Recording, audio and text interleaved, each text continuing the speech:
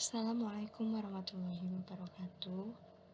Perkenalkan, saya Trisna Utami dari Fakultas Ekonomi Universitas Pekalongan akan mengulas sedikit mengenai analisis leverage. Leverage dalam keuangan merupakan penggunaan aset dan sumber dana yang memiliki biaya tetap atau beban tetap dengan tujuan untuk meningkatkan keuntungan perusahaan. Konsep leverage memiliki dua konsep, yaitu operating leverage dan financial leverage. Untuk operating leverage merupakan seberapa besar beban tetap yang digunakan untuk mendukung operasi perusahaan. Pada konsep operating leverage, biaya dibedakan menjadi dua, yaitu biaya tetap dan biaya variabel. Lalu untuk financial leverage merupakan perusahaan dalam operasinya menggunakan sumber dana yang mengakibatkan adanya biaya modal tetap atau bunga hutang.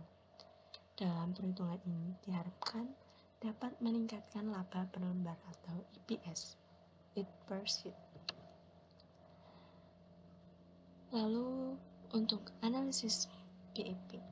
Analisis BEP diperlukan dalam operating leverage.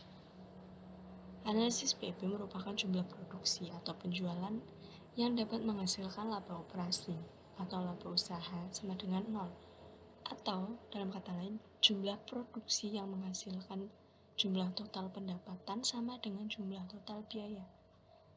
Tentunya, analisis BEP memiliki manfaat, yaitu untuk menentukan jumlah produksi atau penjualan yang dapat menutup seluruh biayanya atau total cost. Juga untuk menghitung target penjualan yang dapat mencapai tingkat EBIT tertentu. Lalu BEP dapat dihitung atau dicari dengan menggunakan dua cara, BEP dalam unit atau BEP dalam rupiah. Jadi untuk BEP dalam unit caranya adalah fixed cost dibagi dengan harga per unit dikurangi dengan variable cost atau biaya variabel. Lalu untuk BEP dalam rupiah perhitungannya adalah fixed cost dibagi dengan 1 dikurangi biaya variabel dibagi dengan sales volume. Dan ini merupakan contoh perhitungan BEP dalam unit maupun BEP dalam rupiah.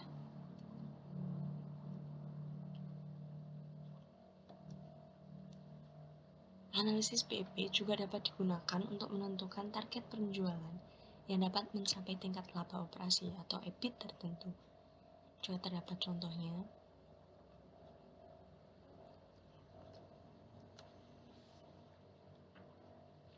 Lalu, untuk selanjutnya, untuk mengukur tingkat kepekaan perusahaan perubahan penjualan terhadap perubahan EBIT dapat menggunakan degree operating leverage. Caranya adalah delta dalam EBIT, bentuknya adalah persen, dibagi dengan persen delta dalam sales atau penjualan.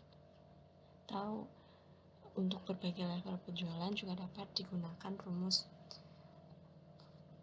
Q kali P kurangi V dibagi Q kali P kurangi V dikurangi F, di mana Q tersebut merupakan volume penjualan, P merupakan harga per unit, V merupakan variable cost atau biaya variabel per unit, dan F merupakan biaya tetap per unit.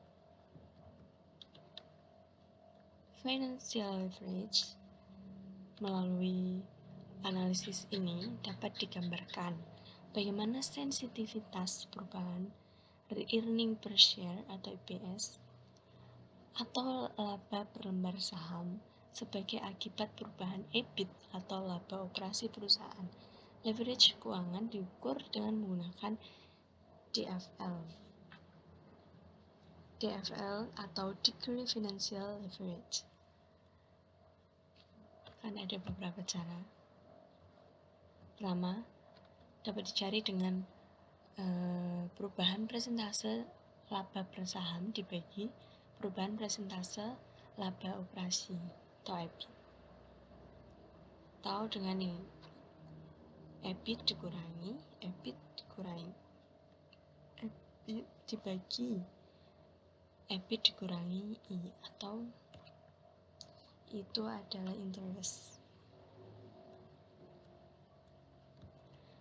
Lalu berikut adalah 3 skenario contoh perhitungan DFL kaitannya dengan earning per share. Skenario A, skenario B, dan skenario C. Lalu dari ketiga skenario tersebut direkap dan dicari DFL-nya. Mencari DFL menggunakan rumus yang tadi. Dari contoh 3 skenario di atas menunjukkan bahwa semakin tinggi hutang atau leverage yang diikuti semakin tinggi perubahan EBIT, maka perubahan earning per share akan makin tinggi pula, sehingga DFL semakin tinggi. Jadi DFL-nya menjadi semakin tinggi. Paling tinggi terdapat pada skenario C. Lalu apa hubungan analisis PEP dengan analisis leverage keuangan? Jadi hubungan mereka adalah pengaruh persentase perubahan penjualan terhadap persentase perubahan laba per lembar saham.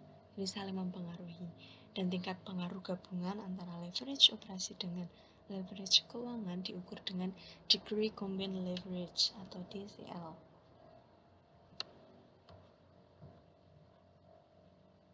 X ini dapat diganti dengan Q.